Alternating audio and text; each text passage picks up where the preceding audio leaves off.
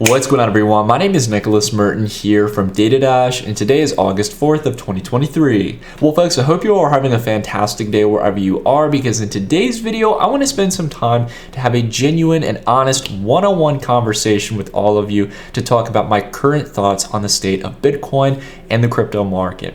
Many of you have been watching this channel as far back as 2017, nearly 6 years since we started covering crypto. And ever since then, many have noticed over the last couple of months that we've taken more of a negative or bearish stance on the state of the market. And many people have obviously been asking the question, have we given up, or have I specifically given up on Bitcoin and crypto? Now, some of you may not care for my opinion here, and that's totally fine. I respect that. However, for those of you who are curious to hear my thoughts here, I want to let you all know that I haven't given up on Bitcoin and crypto. And I think many other people out there who may be taking a negative stance haven't given up on Bitcoin and crypto as a whole. However, there are some fundamental problems that need to get fixed or need to be understood in order for us to even set the foundation for that next big bull market, to set new all-time highs in crypto valuations. So I want to spend some time to talk about those today, and also on a positive note, talk about some of the projects and solutions that are being built to solve for these problems that are taking a completely different approach from the current mind state of the market. We've got a lot to discuss in today's video, so if you guys happen to enjoy it, consider dropping a like, and let's go ahead and kick off the rambling. So I want to go ahead and start here with Bitcoin. Now, Bitcoin, I'll run through relatively quickly here. The big issue I have right now with Bitcoin is not from a technological perspective. I don't really expect Bitcoin to improve on its code base or to scale or do anything of that sort. I don't think there's any technological limitations here with Bitcoin serving its value of a store of value. But I want to spend some time here to talk about what Bitcoin really is at the end of the day, and a big misconception people have, as well as some of the kind of faulty narratives that people have leaned into that make them believe it's going to be as simple or as great as it has been time and time before. A lot of people here believe that Bitcoin itself is this perfect asset, the perfect asset for this time being, because essentially speaking, many people see it as an inflation hedge. Now, inflation, which we are dealing with still to a pretty solid degree now, if you want to believe the headline figures for inflation, that's totally fine.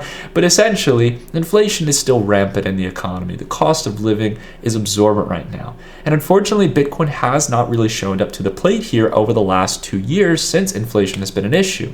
And this has left a lot of people wondering essentially when we're going to get that next major move here. Some believe we already are in a bull market from the November crashed lows that we had since the FTX collapse. Well, at the end of the day, it's important to understand that Bitcoin itself is not an inflation hedge. That is actually a relatively false statement. There's practically no evidence of this. Bitcoin has performed very poorly here during this period of inflation. So what is Bitcoin at the end of the day? Because Bitcoin was the best performing asset over the last decade. Bitcoin itself is not an inflation hedge. It is a money debasement hedge, where essentially over a decade of stimulus, where the federal government not only continued to ramp up huge budgets, but outside of that as well, that the central banks of the world, whether it's the Federal Reserve, the European Central Bank or the ECB, the Bank of Japan, the Bank of England, the People's Bank of China, all of these major central banks engaged in the same monetary experiment, and one in which we have seen in different fashions and forms throughout our history as a human species, and that is essentially printing a lot of money. It is the only reason, outside of maybe the halving event, that Bitcoin went through this type of price prediction over a period of time. Right? There's no reason for Bitcoin to have this kind of exponential returns where it just makes prior price highs in the past, just a couple years ago, look like a blip on the map on a regular chart. These kind of logarithmic gains, where Bitcoin in many cases from bottom to top made 100x moves in valuation, were due to the fact that it was a new emerging asset with a cap supply in a period of time where money printing was rampant. The important dynamic to understand here, though, is that we are not experiencing that money printing right now. As you all might remember at the beginning of this video, I said that I haven't given up on Bitcoin and crypto. I don't think there's anything fundamentally wrong with Bitcoin here. I think Bitcoin itself has continued to stay the course here of being a store of value, being a potential digital gold. And if it continues to do that, and we get into the environment where the Fed is no longer contracting liquidity, which is the problem we're going to talk about here, I think Bitcoin is going to set new all-time highs eventually. But why can it not do it now? The reason is, at the end of the day, we are not seeing an expansion in global liquidity. At the end of the day, liquidity is continuing to contract here, not just at the Federal Reserve, but through global liquidity. We've talked about this. We looked at some of the charts before. If you take a look at all the measurements of global liquidity, you will see that it is following the trajectory of the United States Central Bank balance sheet, which is to the downside. Week by week here, the Federal Reserve is cutting $20–30 billion from the money supply on a routine basis. And they're likely going to continue doing that throughout the rest of this year, probably into the next year. If you think week by week, those numbers don't sound like much in the grand scheme of things. They add up to hundreds of billions, if not trillions of dollars liquidity on a global scale. And that is a negative weight here. We need to understand that the same things that drove Bitcoin up over the last decade can also cripple its price. Essentially speaking, if liquidity is what bolsters prices and helps to formulate higher lows and continue driving an upward trend, it is also going to be the key factor that weighs price down and limits us from having a real bull market. We can't ignore the fact that Bitcoin itself is a money debasement hedge. And if money is not being debased, but rather is tightening and becoming more scarce, if liquidity is contracting, then Bitcoin's value, as well as other assets, are likely going to contract as well. That is my fundamental thesis here with Bitcoin. Now, I know some people will say, Nick, but the halving event is coming around here in 2024, just nearly a year away from where we are now, maybe even less than a year. And along with that as well, we've also got some fundamental things like the BlackRock Bitcoin ETF, the Bitcoin bank run, or de-dollarization, all these narratives that people keep clinching onto, that these are going to be the factors as to why Bitcoin needs to move up right here, right now. Well, let's go ahead and dive back into the short-term time frame. Because if we take a look at the chart here, guys, while there is a potential for a BlackRock Bitcoin ETF to get approved, essentially speaking, Bitcoin ETFs have been rejected time and time again for a long period of time when we're talking about spot Bitcoin ETFs. The SEC, for some reason, has a pretty substantial position against a Bitcoin ETF getting approved. And even if it does, we need to come back to that fundamental question. Is there the demand to buy Bitcoin? There are tons of vehicles, legal vehicles, that companies can go purchase today. They have every right to go purchase MicroStrategy shares. They have every right, in many cases, to go purchase GBTC, an ETN product that has real Bitcoin backing it already. There are so many avenues, as well as Coinbase Institutional, and so many ways for people to get access through corporate accounts to buy Bitcoin. If we don't have the demand there to match it, then that's going to be bad news for Bitcoin. And the Bitcoin halving event is not as big of an event as it used to be, because the inflation rate reduction for Bitcoin, while it is cutting in half, is so minute in the grand scheme of things. We essentially come back to the fundamental question here about whether or not in the next year there is going to be more market order buy-side pressure than sell-side pressure. Because if it's going to be the opposite, where sellers outweigh buyers, the halving event means practically nothing.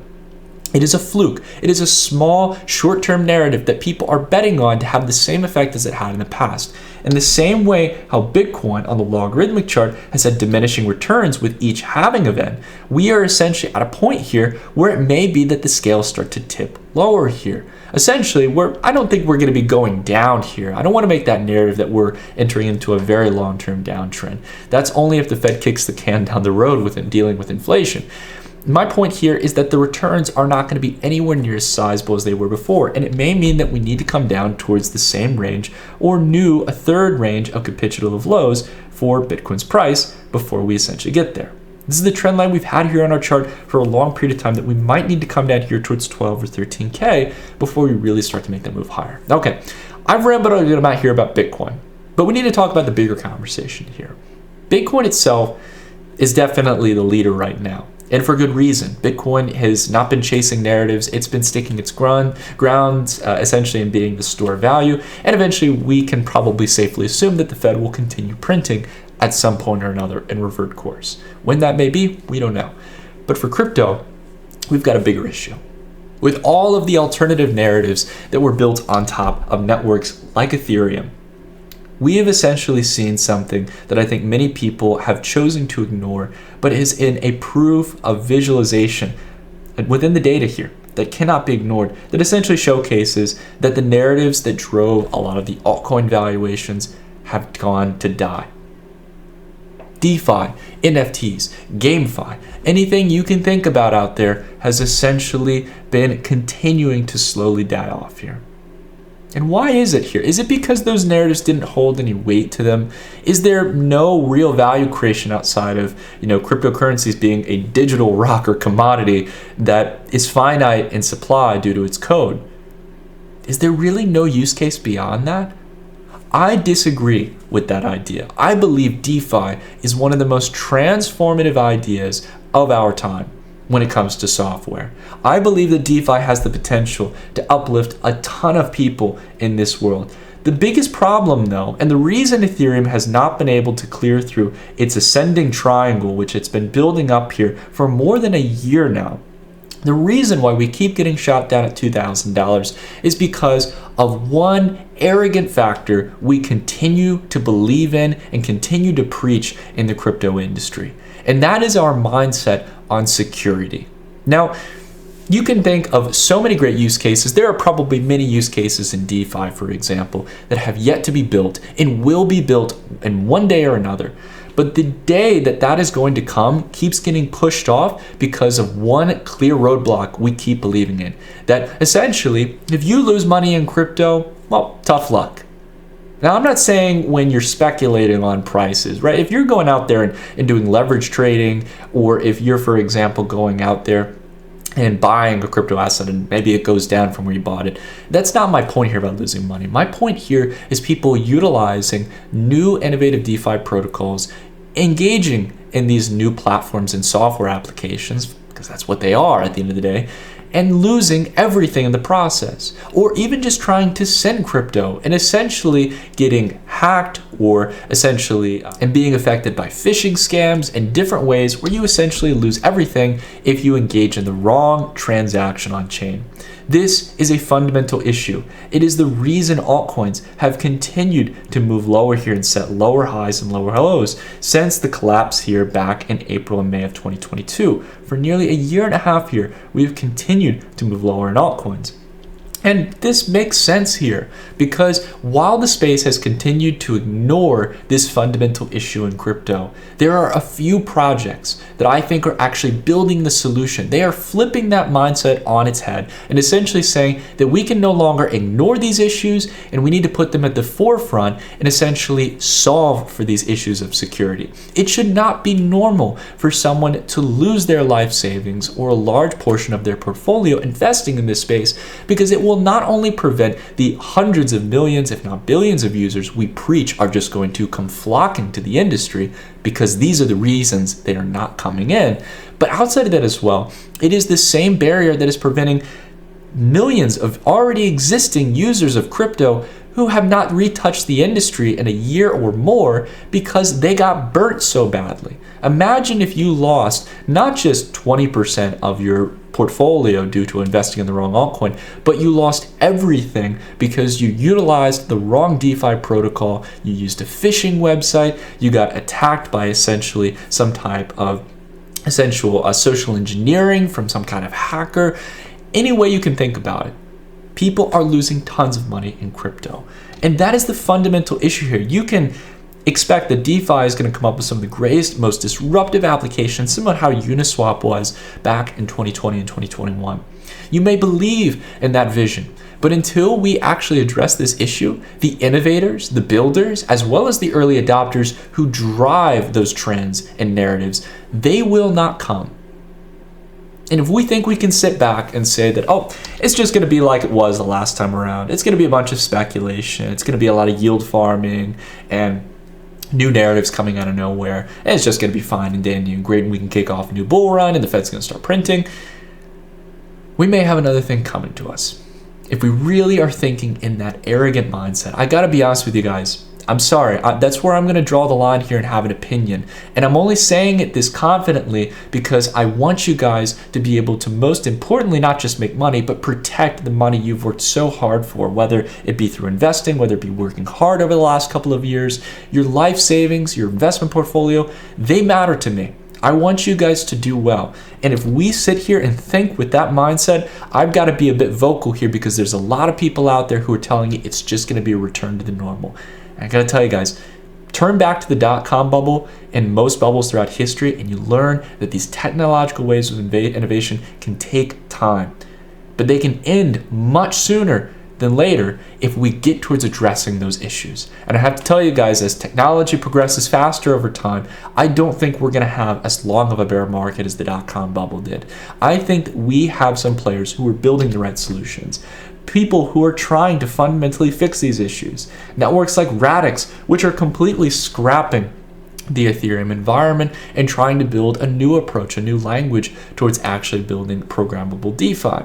Players like AngelBlock, which are actually going out there and essentially trying to fix the core issues with fundraising, with rug pulls and outright scams that take in tens, if not hundreds of millions of dollars, and essentially leave the crypto space with no added value, simply taking the money and running away. AngelBlock is fixing that in the fundraising space with tranched releases of capital. This is a huge improvement for the crypto space for new launchpad projects. And we've got to spend some time today to talk about the key project, which is one of our long-term partners and the sponsor for today's video. And that is Energi. Now, Energi itself is focused on providing the first EVM-compatible ecosystem, meaning that it's compatible with Uniswap, Compound, all the applications you might use on Ethereum, Binance Smart Chain, Polygon, Arbitrum, Optimism, you name it, that is security compliant, that is security built in from the get-go in order to make sure that if there are any malicious attacks, protocol level hacks, essentially that users will be protected in the overwhelming majority of scenarios. This fixes some of the core issues on all of the major EVM compatible chains. And if you take a look across the board on CoinMarketCap, you'll notice that some of the biggest cryptocurrencies, whether they be Ethereum, Binance Smart Chain, Polygon, Arbitrum, Optimism, you name it, all these layer 1 and layer 2 plays, they are essentially corrupted by the same issues of Ethereum. They ignored security, which is the biggest setback here for new innovation in DeFi and new users coming into the space.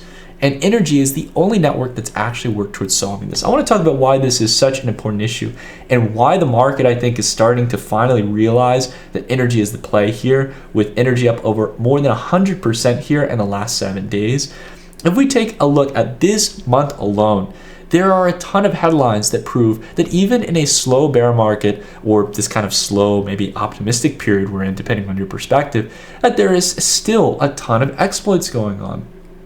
For example, just in this past week, a roughly $50–60 million hack of the Curve finance protocol left the entire DeFi system at risk. People on Aave, who essentially were utilizing Curve as collateral, now at risk due to a major price drop in the protocol, and of course, obviously, the direct funds that were stolen from Curve. We also had a smaller DeFi hack of LeadSwap, losing mounts of liquidity due to a recent exploit. Along with that as well, even potentially CZ, the founder of Binance, we don't know this for certain, but we certainly know it was one participant in the space, almost lost $20 million. $20 million due to an address poisoning attack, a personalized social engineering attack that almost stole $20 million of Tether, likely from CZ. This is huge, guys. It shows here that anyone can be impacted here, from protocol level attacks to individualized attacks. And I want to spend some time though to talk about why, after all of these issues, after essentially this month alone, over $165 million of crypto getting stolen, over 48 major attacks, while we can no longer ignore security. This is the biggest issue here. You can have ETFs, you can have people looking to flee their capital from the traditional banking system or get better yield. You will never be able to have a new bull run if we don't fix these issues, especially not in the altcoin space. Well, Energi is one of the few plays that is actually going about fixing this here. Energi is the only EVM chain that can prevent these attacks because of its implementation of defense in depth. And I want to spend some time to talk about the importance of defense in depth in today's review, and talk about why it's important to understand why this makes Energi unique and why it is months, if not years, ahead of the curve against the other competition who may want to eventually potentially take this approach towards security. So I want to go ahead and spend some time to discuss this here. We first need to understand why Energi's solution for security is the best in the business. Again, if you guys haven't heard of Energi, again, I recommend you guys check out the website energi.world. It's their main website. But essentially speaking, as I mentioned, this is a layer 1 that has all the same functionality and so all the same capabilities of the Ethereum ecosystem. Energi essentially implements what it defines as defense in depth. This is a cybersecurity principle that traditional companies have utilized, but in this case, it's the first time we've seen this implemented on a blockchain network, and it's an incredibly powerful and impactful way to protect users. First off, let's go ahead and run through some kind of situation. Let's say essentially that you have funds on the Energi blockchain, you have alerts set by default here essentially on your funds, and you get an alert that your funds have been moved without your permission. Maybe, for example, there was a protocol exploit, maybe some lending and borrowing protocol where you had your funds, or you had some kind of phishing attack where essentially the funds went to the wrong address. From there, you'll get wallet alerts to know if your funds had moved. You can submit to the DeFi governance on the Energi network that you basically need to freeze your funds from bad actors who have stolen them. The network will freeze those funds not only in the short term, but there is a significant time delay of several days when bridging funds are moving them to an exchange to give victims enough time to realize what has happened, report it, and get the assets frozen. This itself is how Energi's defense in depth works. It works by not only allowing for on-chain alerts so you can actually get notified when your funds are moving, but allowing for a submission to freeze that transaction as you again have noticed that someone has stolen your funds. From this not only will give a window of time for the network to respond through its governance mechanism, but outside of that as well, due to the block time limitation for people to actually move towards an exchange address or to the bridging contracts, essentially this gives Energi enough time to respond. If within that 3 or 4 day window you can report and freeze those funds, this will give the Energi Bureau of Investigation, or EBI, the time to actually, through a decentralized governance process, determine if this was a malicious attack or not. Now, the great thing about this here is that this can prevent over 95% of personalized or protocol level attacks in the DeFi ecosystem. It's already been doing that. Over 95% of attacks so far on the Energi network have been prevented. And this is really significant stuff when you think about it. Imagine if Curve Finance and all these protocol exploits had been essentially frozen and users could be properly recompensated. It's not a matter of waiting to see whether or not you're going to be able to recover some of those funds or if people are going to come back to the protocol. No, those users will have their funds back in their address nearly in the near term. Once the investigation has gone through, the funds are drained into a drainer contract address and then distributed back to the original holders of the protocol once the investigation has been done. This is why I believe that Energi is going to be the Ethereum or EVM testbed for any great new applications. No matter what EVM chains are going to grow in the future, Energi is going to be the centerpiece for innovative DeFi protocols. And I think from an investor perspective, this makes it really exciting. Not only is Energi itself a very small cap network here at current valuations, but if you're looking to get access to the early stage projects that are building within the EVM ecosystem, building the next great Uniswaps or compounds, and you're eager to get participation in airdrops and early stage access to these protocols for being early adopters, I think it's going to be happening on Energi, which is why we can't ignore that this ecosystem could become a major testbed for great applications. We've been tracking Energi as far back as 2018, and while the team, especially Tom and the team, have been working hard here over the past couple of years to build security, which takes time to implement on a decentralized basis, I think now they're finally on the forefront, now that the technology is built, and they're starting to work on business development, getting projects on chain, and essentially bringing that value creation onto the Energi network. Now, again, as we understand here the value proposition, I think it's important to understand the why here, why Tommy himself and the team went towards building Energi as a network. And I want to go ahead and share a really interesting podcast clip recently that Tommy did that I think, again, summarizes the mentality here perfectly about flipping the coin on our current narrative in the crypto industry. Take a listen to this. And slowly but surely, people will start to come around to the idea that the governance isn't the devil. Yeah, it's, I'll tell you how I came to it. I came to it because I had users that were being scammed. And, again, leadership's about taking responsibility, guys. Whatever you're the leader of in your own life, whether you're leading a family or whether you're leading whatever position you're leading at your job or whatever it is, ultimate leadership's about taking responsibility. The better the more responsibility you take, the more you are proving that you're capable of being a good leader for that. And that's what I look for in my own team as well too. All the leaders in my organization are people who've proven they can handle responsibility. So it's no different at the blockchain level. When I have users who I see as our citizens, people I care about, and they came to me, oh, $10,000 stolen. Well, how did it happen? Well, they imitated that they were support staff, and I was talking to them for weeks, and then turns out it was fake and they tricked them. Or there's dozens of variations of this, and they're worse than ever. You guys know. And I was like, okay, and this is how I went into it. I was like, okay, in this abundant day and age of the world and all this technology, there's got to be a solution to this. That's the attitude I took, rather than being like, oh, well, it's blockchain, so sorry guys, you lost your life savings. One of the people came to me, had about it was like $200,000 or so, had his life savings in Energi, and he had probably like 10 ETH or something besides that, and had it stolen from him, and came to us. We were able to get it back from him. We could not get back the 10 ETH. Was gone forever. So it really just comes from that place of, first of all, you have to want to find the solution. So if you come from that mentality of wanting to find a solution, you'll see it's there. But if you want to come from the position of, oh, it's the wild, wild west and whatever, you have that. You're going to have that on Bitcoin and Ethereum forever. They're not going to change. If you want the wild, wild west, it's there. It's there for you. And I will say, I'm grateful for those foundations. That's the reason why governments can never shut crypto down.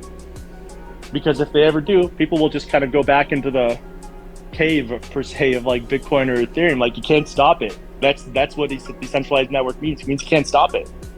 Right. So, but once you have that foundation that, hey, if you want the wild, wild west, that's always there. But now if you want to evolve past that, what that looks like is the stuff we're doing.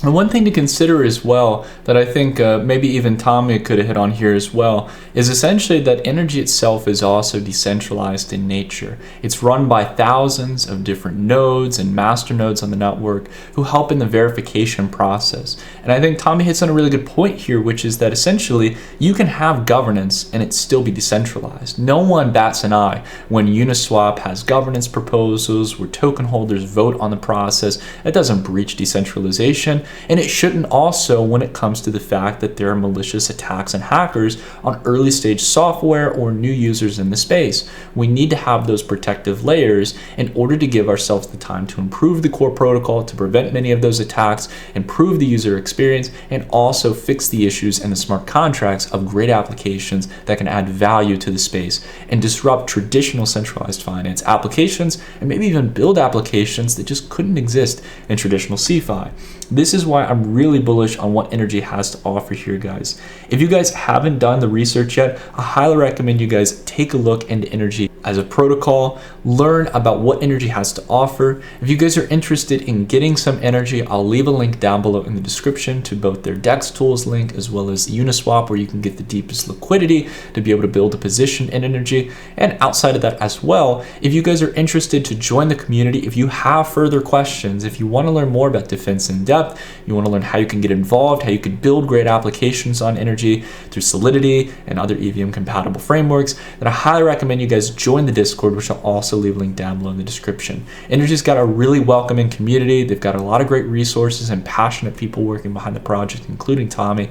And I really give the team hats off here on flipping the coin here on the narrative of what DeFi really should be like. It shouldn't be some Wild West experience. It should be that, hey, as an early adopter who's putting my money on the table, I want to know that I'll be protected and that my time and attention will be rewarded in some of the most innovative protocols in the crypto space. That's the narrative that we should be preaching in crypto. And I promise, if you can do that in crypto, we are going to bring a whole new wave of users over the next year or two into the space, and we can catalyze a new bull market. But for now, so long as security is the core issue, and the vast majority of new users are going towards networks that are security vulnerable, we are going to continue having a bad time in crypto.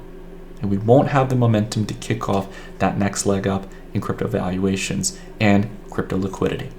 Anyways, guys, I rambled out a good amount here. Definitely don't sleep on Energi. Do some research on it in the meantime, as well as Angel Block and Radix, some of the other protocols we are watching in the space. If you guys happen to enjoy this video, consider dropping a like. It's always a great way to support the channel. But until the next video, everyone, thank you all so much for watching, and I'll see you all in the next video. Take care, everyone.